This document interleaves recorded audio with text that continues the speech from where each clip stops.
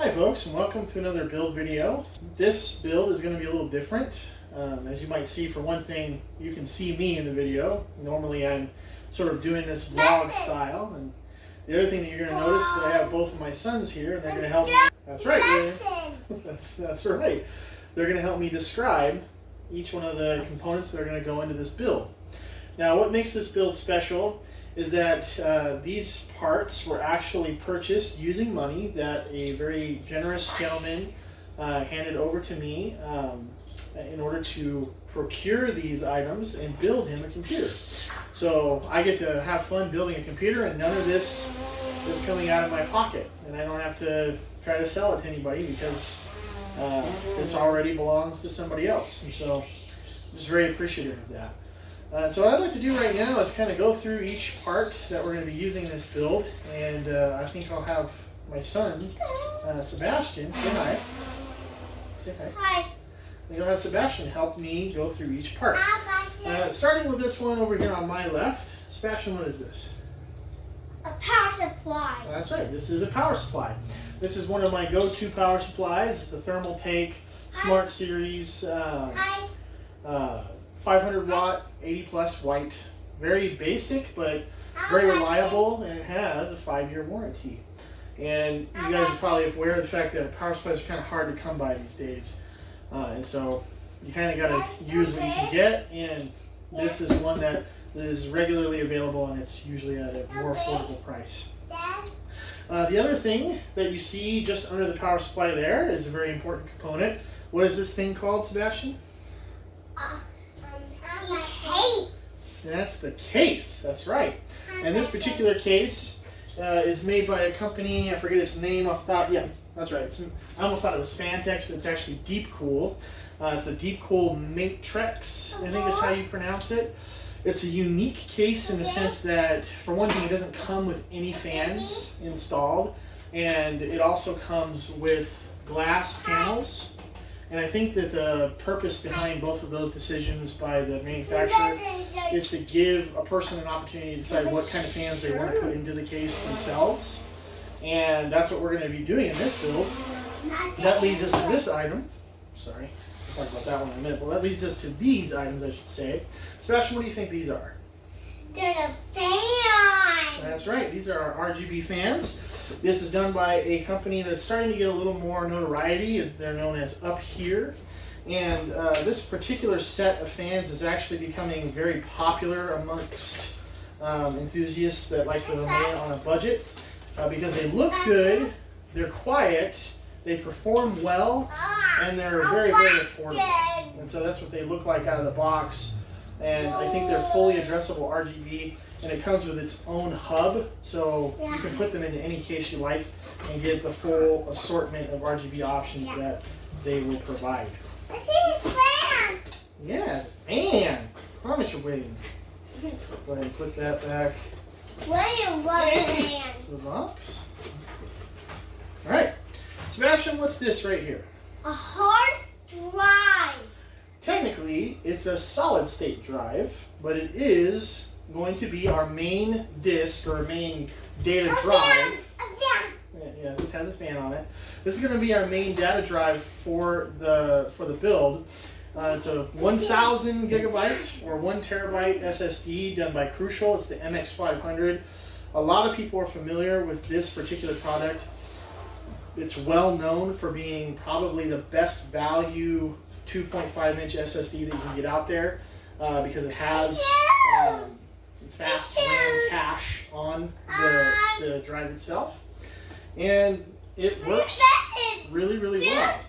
And it's also one of the things that makes this build unique because I don't usually put SSDs this large onto my builds, but it's what James wanted, and it's what James is going to get. James is the gentleman that actually owns these parts. What's this, Sebastian? The processor. That's right. This is the processor. This is what is going to basically be the brain of our computer, right, son? Yeah. Right? So this is actually the Amd Ryzen 3 3100. These are actually pretty hard to come by these days, mostly because they're so affordable and AMD didn't manufacture enough of them, and they do a really, really good job. So it's a 4-core. It's not silly, Dad. It's a 4-core, 8-thread processor, and it should work really, really well with our graphics card. Stop it. So Sebastian, what is this? The graphics card. That's right. The value that it offers is absolutely phenomenal. It's essentially as powerful as a Vega 56 or a Vega 64, if you're familiar with those cards.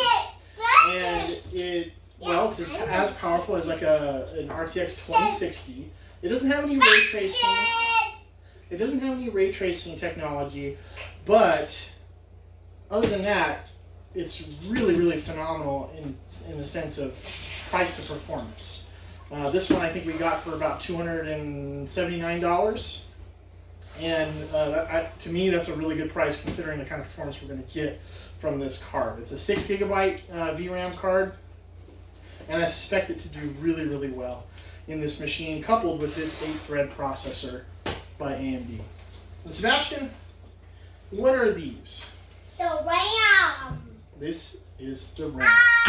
So to give us a little bit of headroom, we're going to use 16 GB of RAM in this build. And this is actually going to be a set of RGB RAM DIMMs done by Team Group. This is from their T-Force lineup of RAM DIMMs. And this right here is rated at 3200 megahertz. And the cast latency is CL16. And I think the timings are 16, 18, 18, 38. And I am pretty confident that this is going to be more than enough for what James is going to want for this particular build. And it should be plenty fast for our 3100. People say 3600 is really important. If you're getting 3200 megahertz RAM and it's CL16, it's going to be about as fast as 3600 RAM CL18. It doesn't really make any difference. So this was a better price, better value, and that's what we got. And it's going to look really cool at the same time. Whoop. There we go. And Bastian, this last thing, probably one of the most important components. What is this? It's the motherboard. That's right. We're going to be using the faithful ROG Strix B450F gaming motherboard in this build. Some people are saying that perhaps we should shy away from B450 boards at this point. I think that James would be more than happy using a B450 board. What's nice about this particular board, folks, is that it comes ready to use, third generation processors by AMD in their Ryzen lineup. It actually says right here on the box, AMD Ryzen 3000 desktop ready. So there shouldn't be any trouble with compatibility or anything like that. I've used it a few times, and it's worked really, really well. I haven't had any issues with it. So those are going to be our parts. Sebastian, are you ready to build a computer today? Uh-huh. All right, let's get started. Okay, so we have James' computer assembled at this point. As far as the build goes, everything seems to be fitting in there nicely. There weren't any troubles with at least space compatibility. Just to kind of run through what we got going on here. Again, we got 16 gigabytes of RAM represented here. Should be nice and RGB. We actually put a Wraith Spire instead of a Wraith Stealth onto the motherboard for the CPU cooler, just to give it a little more cooling headroom. That particular Spire is actually one of the older ones, which has the copper vapor chamber, which makes it much more efficient cooler, just much nicer altogether. So we're not going to use the stock cooler for that particular CPU. We're going to use one that came with another CPU a while back. As far as the graphics card goes, it does have a little bit of GPU sag. I guess it's just a natural thing with this particular card. But we're sort of helping out with that just by managing the cables in a way that will sort of prop the card up a little bit. It's kind of an old school trick that I've used a few times in the past just to help out with that. Let's see here. As far as fans go, I have them all in the case now. You got 3 intake coming in. You got 2 exhaust on the top shooting hot air out and one exhaust in the back. Now the kit that I got for James actually didn't come with this particular fan. It was just one that I happened to have laying around that I believe, if we come around to the back here, will be compatible with the case RGB. So the case itself here has a an RGB strip in it, right? And from there were a bunch of little plugins and things, and this fan seems to be compatible with the cabling that's coming off of this RGB controller there. So I'm hoping that we'll be able to control it. And what's also really neat about this case is that you take this little main wire and you unplug it from where you find it initially, which is way over here. You'll find that main plug plugged into another RGB 4-pin right here. This you leave plugged in if you're wanting to control the RGB features of the case with this button up here. But what's cool is that you can unplug that and then route it so that it's plugging into the motherboard. If your motherboard has a 4-pin RGB connector, which this one happens to have right up here next to the CPU plug-in. So I'm assuming we'll be able to control the RGB of the case, and the fan in the back using software, as well as the what do you call the RAM and the features on the motherboard. So those 4 things will be controllable with software. The 3 intake fans here that you see here and the 2 exhaust fans in the top will be controlled using this little guy here. So that's, you know, that's a bit of a compromise, but sometimes it's what you got to do if you want that much RGB without spending a whole lot of money. This was a lot more affordable to do it this way. But that's what it's looking like so far. I don't have any of the panels on, and I do not have the cables managed yet, but soon enough I will. And just so you guys can see, this is where I put the fan controller for those 3, 4, 5 that you guys saw on the front and on the top. I just have it stuck here with some two-sided tape, and it looks like it's going to work out really well right there. So what I plan to do What I plan to do right now is to take this and actually plug it in and make sure all the RGB features are turning on, and that all the fans are spinning and all that stuff, just to make sure that I don't need to check on any cables before I manage them to a much greater degree, because I don't want to have to undo a whole bunch of zip ties and stuff that I'm going to employ here real soon. So yeah, that's what it's looking like so far.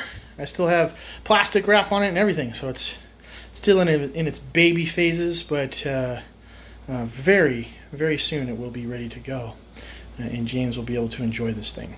So let's go ahead and move along. Okay, so we have it all plugged in now. I've got a wireless keyboard and mouse hooked up to it, and it should function because I have it on the USB 2.0 port there. Before I like to do these sorts of things, before I turn it on for the first time, I like to say a prayer and ask God for his intervention and help, because no matter how well you put a computer together, it's not my power and will that's going to make this thing function properly. I like to depend on God for all things, and so I'm just going to go ahead and say a prayer before I give this a go. Heavenly Father, I do ask that you please just let this computer function as it should, with all the parts in it being in good working order, and just let it run without any troubles at all. And Lord, let this process run smoothly for James from this point forward, so that I can get him his computer and he can start using it right away. And I just ask for these things in Jesus' name. Amen. Okay, so first thing I'm going to do here then is actually send power to the unit by clicking this little guy. And when you do that, oh, well, you might be noticing something. Yeah, I'm going to have to go ahead and fix that. Okay, so yeah, gotta plug in the power. And actually, I already had it in the power on position. So there it is with power running to it. The first thing you're going to notice on a thing like this is that any lighting that's on the board is going to come on naturally. And then after you hit the power button, other things should start happening. So let's go ahead and do that. Wow. So it looks like we got 1, 2, 3 fans working in the front, 2 working on the top, 1 indeed working in the back. Look at that. And it's synced up just as I hoped it would be with the very front of the case, which is right here, and which is also synced up with the memory and the motherboard features. As far as a signal goes, I have this HDMI plugged in right there. It should give us a signal to this screen once it's done going through its paces. Now let's take a look here. It looks like, okay, it's running through different processes. I'm actually watching these lights right here. There it goes, it's doing some stuff.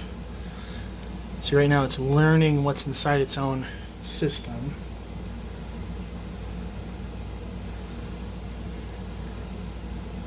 And I am getting a signal to the screen over there, but it's a weird signal, as you guys can see. And that light there, let's see, that light, it's the second one down. Or is it the first one? Looks like it's the first one, so I'm going to investigate what that means real quick. So everything's working good. Just so you guys know, if you're trying to boot for the first time to a television, just know that sometimes the TV isn't going to work, depending on what kind of TV you're trying to boot to or send a signal to when you're booting for the first time. A lot of the time, at least with AMD graphics cards like this one, there might be some driver mechanisms that are needed in order to talk to a television. And so I just plugged it into my much nicer 1440p monitor using the display port, one of the display ports on the back of the card. And here it is. So I'll show you guys what it's saying here. This is the good news page, is what I like to call it. Basically, it's telling us, yes, indeed, it recognizes our Ryzen 3 3100 4-core processor, which is an 8-thread processor.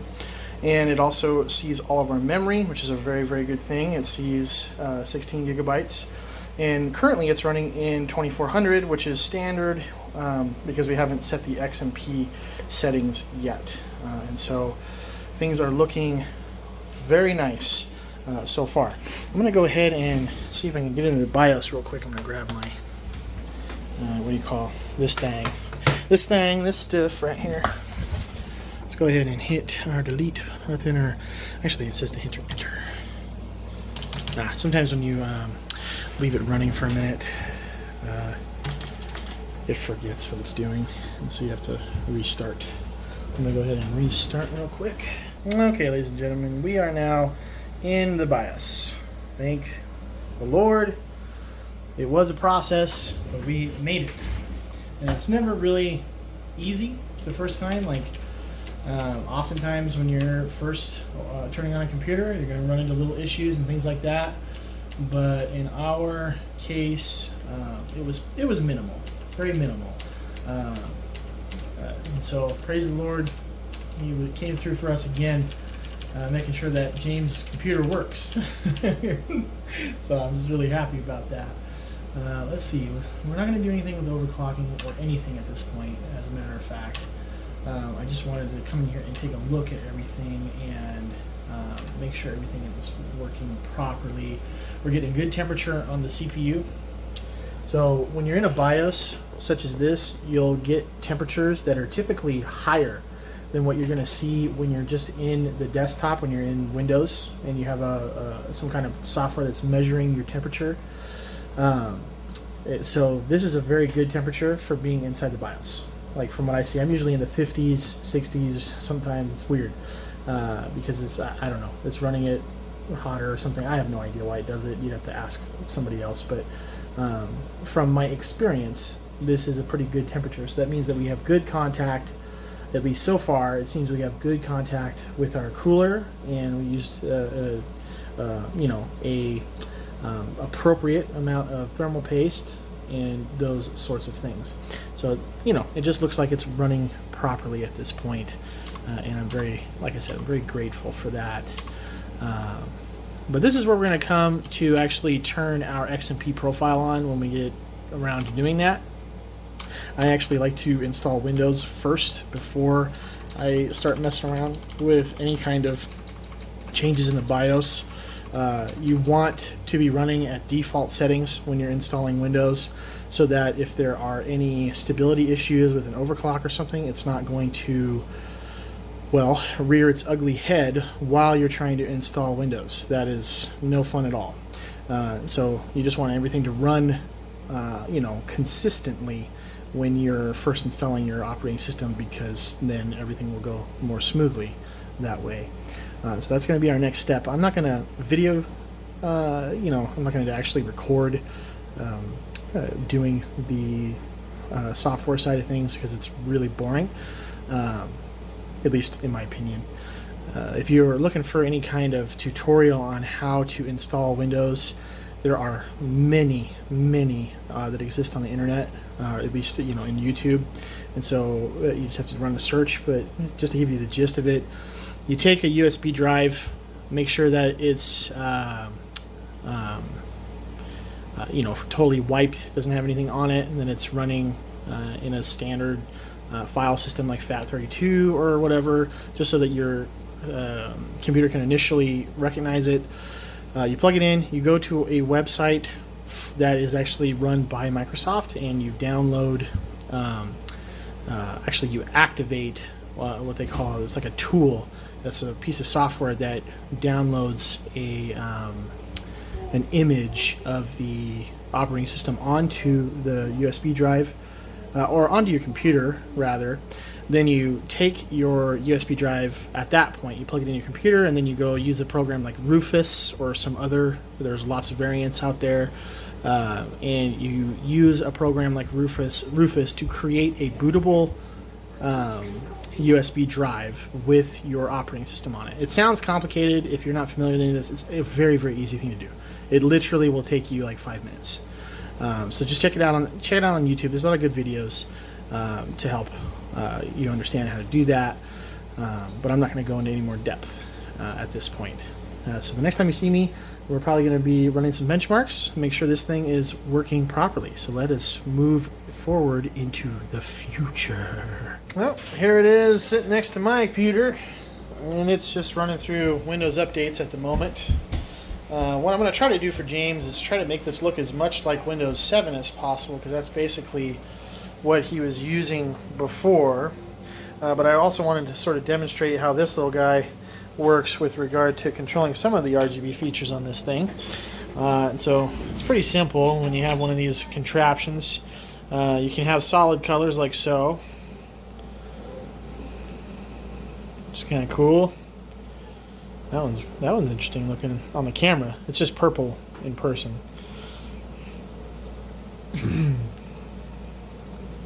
Man, it's funny how different the colors look.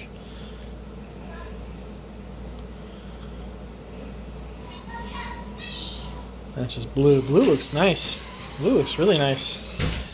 Well, maybe just the way I leave it until James has it. Thank you for making the video. Oh, you're welcome, Pooh. You want to say hi to everybody? Hi. Oh, hi. Hi, Mission. I got some tools here to make a cookie, because soon we're gonna put them on the frosting. That's right. We're gonna have some frosting on our cookies. Also, you have like this auto feature here where you can click that and it'll just cycle through different settings, you know, different rainbow settings and some what have you. I usually run these things on a solid color, like so, which I think that looks really nice. That's about what it looks like in real life. It's a little brighter on the camera, but in person it's looking nice. Alright, well, I'm going to let it keep doing its updates. Got quite a few left to do, but when we come back, we'll start doing those benchmarks. One more note before I do some benchmarks and all that other stuff. I just wanted to show this little thing that I had to do here in order to get the fan that I added to the system to sync up properly with the RGB options in the software. I basically had to rewire these 3 wires so that, you know, green was lining up with green and blue was lining up with blue and red was lining up with red. And now because I've done that, everything matches at the same time. So if I go over here and I select, let's select like a weird color like that. I'll hit apply. Voila. It all lines up now. Well, you know, except for the outside fans. The outside fans, again, they run on this. So once I choose a color, I just sort of find one that matches, kind of like that. And there we go. Pretty cool. I'm just really pleased that I was able to get this fan to actually be useful in a build. I didn't know if I was ever going to be able to use it, and I am. I'm able to use it on this build, so I'm really happy with that. Here we go. Okay, so for the first benchmark we're going to run, we're just going to do this one that's called superposition. It's done by Unigen, and it's pretty rigorous, and we're going to do this at 1440p on medium settings. Alright, so let's actually run the benchmark itself just to get an actual number that people can relate to.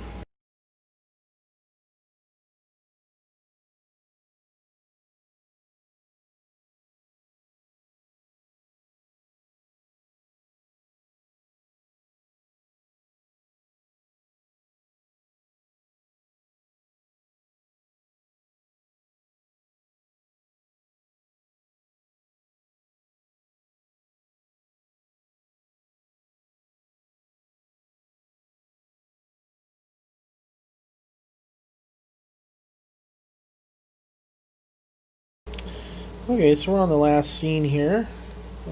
Second to last, I guess I should say. So far it's been running really smooth. The average FPS has been 69 frames. And again, this is running at 1440p on this benchmark's medium settings, which to me looks pretty good. I'd say it's a pretty rigorous test of the GPU there. So yeah, that's our numbers there. I'll also zoom in closer for you guys. That's a score of 9,152. Got a minimum of 57, average 68.46, and a maximum of 83.36. And that is with those credentials down there. We're running this on the Ryzen 3 3100, 4-core, 8-thread processor with 16 gigabytes of RAM, running at 3200 megahertz.